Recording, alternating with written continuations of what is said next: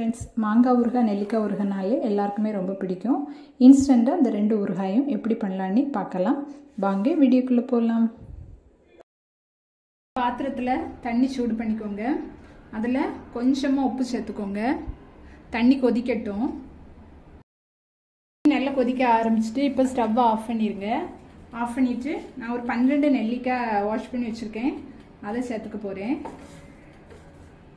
நெல்லிக்காயை ஒரு 5 நிமிஷம் அப்படியே அந்த சுடு தண்ணியில் போட்டு வச்சுக்கோங்க.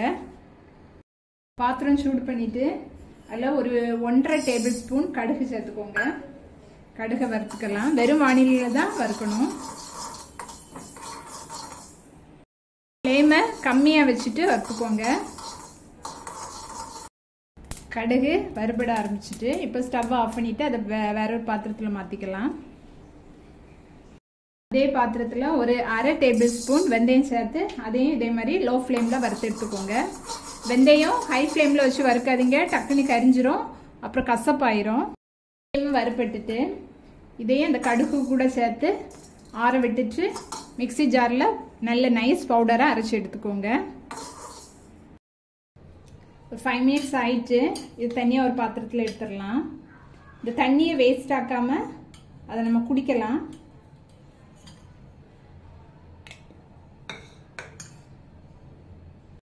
நெல்லிக்காயை இந்த மாதிரி கட் பண்ணிக்கோங்க. விதையும் அப்படியே போட்டுக்கோங்க, அதையும் வேஸ்ட் பண்ண வேண்டாம். எல்லா நெல்லிக்காயும் கட் பண்ணி எடுத்தாச்சு. ஊறுகாய் பண்ணிடலாம். கடாய் சூடு பண்ணி 2 டேபிள் ஸ்பூன் நல்லெண்ணெய் சேர்த்துக்கோங்க. எண்ணெய் சூடானதும் அதில் 1/2 டேபிள் ஸ்பூன் கடுகு சேர்த்துக்கோங்க. கடுகு பொரியட்டும். பொரிஞ்சிட்டு இப்போ ஒரு கொத்து கருவேப்பிலை சேர்த்துக்கோங்க. அது கூடவே 2 பச்சை மிளகாய் கீரி போட்டுக்கோங்க. கூடவே நம்ம கட் பண்ணி வச்சிருக்கிற நெல்லிக்காயை சேர்த்துக்கலாம். அந்த எண்ணெயிலே ஒரு 2 நிமிஷம் நல்லா வதக்கிக்கோங்க.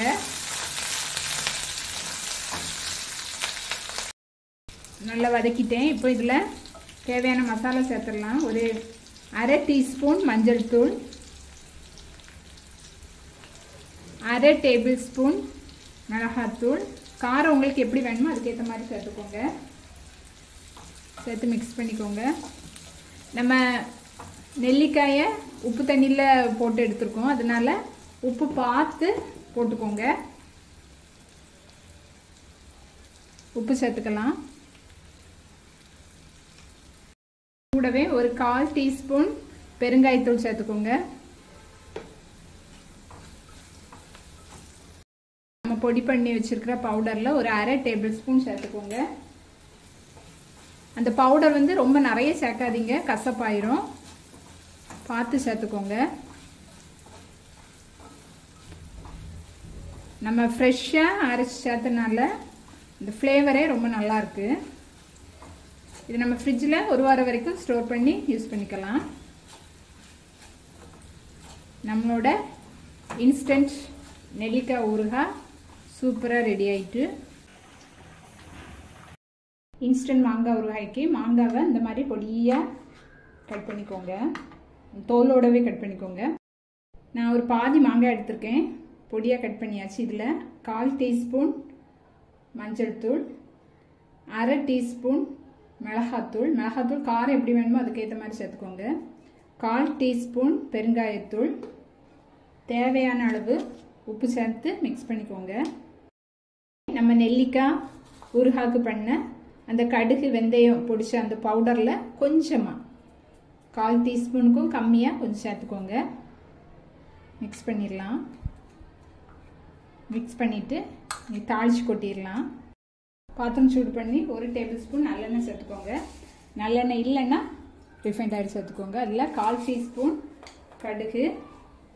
கடுகு பொரிஞ்சதும் ஒரு கொத்து கருவேப்பிலை சேர்த்துக்கோங்க.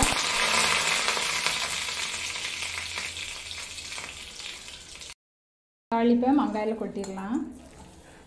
கொட்டி நல்லா மிக்ஸ் பண்ணி விட்டுட்டா நம்மளோட இன்ஸ்டன்ட் மாங்காய் ஊறுகாய் ரெடி. இது தயிர் சாதத்துக்கு கூட ரொம்ப சூப்பராக இருக்கும். ட்ரை பண்ணி பாருங்கள். நீங்களும் இந்த 2 இன்ஸ்டன்ட் ஊறுகாவையும் ட்ரை பண்ணிவிட்டு கமெண்ட் பண்ண மறக்காதீங்க. தேங்க்ஸ் ஃபார் வாட்சிங்.